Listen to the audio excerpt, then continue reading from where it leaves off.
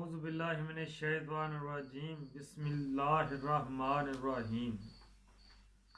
नूर मुहम्मद रोशन आहा जी आदम जदों ना होया, अव्वल आखर दोवें पासे ओहो ही मल खलोया।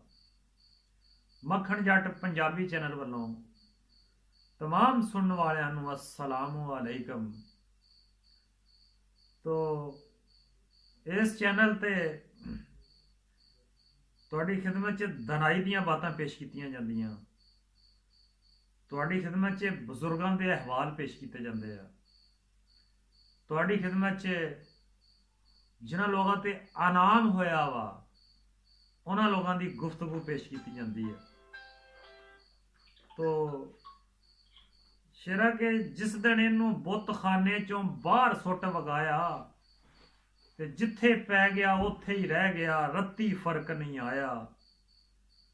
ना इनू कोई पाला सीला, ना गर्मी ना लो, कदी मिट्टी दी तस्वीर दे बदले इंज ना कमला हो। ते रोया इनू तरस नहीं आउणा, तू करके सबर खलो, मिट्टी दी तस्वीर दे बदले इंज ना कमला हो। हज़रत बहलोल दा नां रहमतुल्लाह अलैह ਜਿਹੜੇ कदी मजजूब शक्ल च ਰਹਿੰਦੇ ਸੀ, कदी ਕਿਸੇ शक्ल च ਰਹਿੰਦੇ ਸੀ, कदी ਉਹਨਾਂ ਦਾ ਕੋਈ ਭੇਸ ਹੁੰਦਾ ਸੀ, कदी ਕੋਈ ਭੇਸ ਹੁੰਦਾ ਸੀ। ਜਦੋਂ ਬਾਦਸ਼ਾਹਾਂ ਦੀ ਮਹਿਫਲ 'ਚ ਜਾਂਦੇ ਸੀ, ਉਹਨਾਂ ਦੀ ਗੱਲ ਸੁਣ ਕੇ ਬਾਦਸ਼ਾਹ हैरानगी ਦੇ ਸਮੁੰਦਰ 'ਚ ਡੁੱਬ ਜਾਂਦੇ ਸੀ। ਜਦੋਂ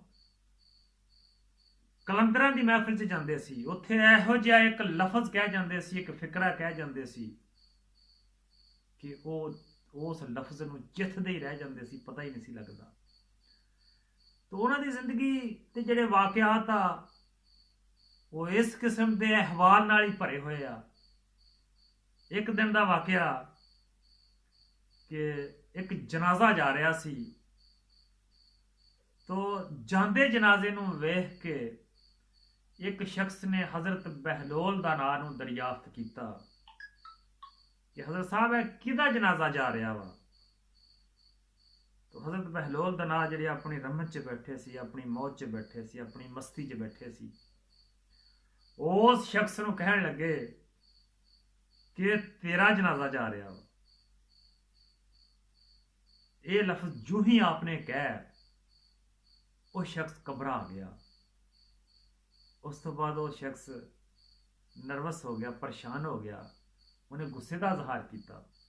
तो हज़रत बहलोल ਦਾ ਨਾਂ ਉਹਨੂੰ ਗੁੱਸੇ ਦੀ ਹਾਲਤ 'ਚ ਵੇਖ ਕੇ ਕਹਿਣ ਲੱਗੇ ਤੂੰ ਗੁੱਸੇ ਕਿਉਂ ਹੁੰਨਾ, ਤੂੰ ਘਬਰਾਣਾ ਕਿਉਂ ਆ, ਚੱਲ ਤੇਰਾ ਨਹੀਂ ਇਹ ਮੇਰਾ ਜਨਾਜ਼ਾ। ਜਦੋਂ ਹਜ਼ਰਤ ਬਹਿਲੋਲ ਦਾ ਨਾਂ ਨੇ ਇਹ ਲਫ਼ਜ਼ ਕਿਹਾ, ਉਦੋਂ ਸ਼ਖਸ ਜਿੰਨਾ ਘਬਰਾਇਆ ਸੀ, ਜਿੰਨਾ ਪਰੇਸ਼ਾਨ ਸੀ, ਜਿੰਨਾ ਖੌਫ 'ਚ ਸੀ, ਉਸ ਦਾਇਰੇ 'ਚੋਂ ਨਿਕਲ ਆਇਆ। ਨਿਕਲ ਕੇ ਕਹਿਣ ਲੱਗਾ ਹਜ਼ਰਤ ਸਾਹਿਬ मैं गुस्ताखी की माफ़ी चाहना, मैं वाकई तुहाडी पहली गल सुन के घबरा गया सी जदों तुसीं आख्या कि ये तेरा जनाजा वा। मेरे घबराउण ते तुसीं आपदा मौकफ चेंज करके आख्या कि चल यार ये मेरा जनाजा जा रहा। तो हज़रत साहब राज समझा दिओ।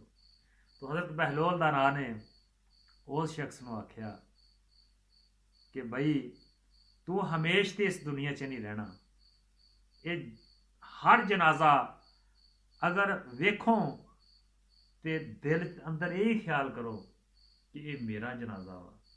अगर कोई जनाजा तुसी पढ़ो तो उस जनाजे नूं ये समझ के पढ़ो कि मेरा जनाजा ही पढ़िया जा रहा वा।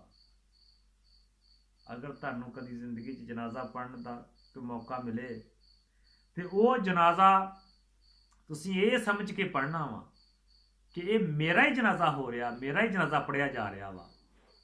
अगर तुसी इस अंदाज च पढ़ोगे तो तुसी दर्द नाल पढ़ोगे, तो जिस शख्स का जनाजा होएगा तुहाडा दर्द च मंगिया हुई दुआवां और बारगे लई च कबूल हो जाणगियां, उहदी बख्शिश का जरिया बन जूगा, उहदे वास्ते आखरत की कामयाबी बन जूगी। ਔਰ ਤੁਹਾਡੇ ਵਾਸਤੇ ਰੱਬ ਰਾਹਾਂ ਖੋਲ ਦੇਗਾ। ਤੋ ਇਹ ਦਰਵੇਸ਼ਾਂ ਦੀਆਂ ਗੱਲਾਂ, ਇਹ ਇਨਾਮ ਯਾਫਤਾ ਲੋਕਾਂ ਦੀਆਂ ਗੱਲਾਂ, ਸਮਝਣ ਵਾਲੀਆਂ ਮਸ਼ਲੇ ਰਾਹ ਵਾ। ਅਗਰ ਇਹ ਗੱਲਾਂ ਸਮਝੀਆਂ ਜਾਣ ਤੇ ਬੜਾ ਕੁਝ ਮਿਲ ਸਕਦਾ ਵਾ। ਤੋ ਵੀਡੀਓ ਚੰਗੀ ਲੱਗੀ ਹੋਵੇ ਤੇ ਮੱਖਣ ਜੱਟ ਪੰਜਾਬੀ ਚੈਨਲ ਸਬਸਕ੍ਰਾਈਬ ਕਰਿਓ, ਲਾਈਕ ਤੇ ਸ਼ੇਅਰ ਵੀ ਕਰਿਆ ਜੇ। ਤੋ ਆਇੰਦਾ ਆਉਣ ਵਾਲੀ ਵੀਡੀਓ ਤੱਕ तमाम हजरात ਨੂੰ अस्सलामु अलैकुम, अल्लाह हाफिज़।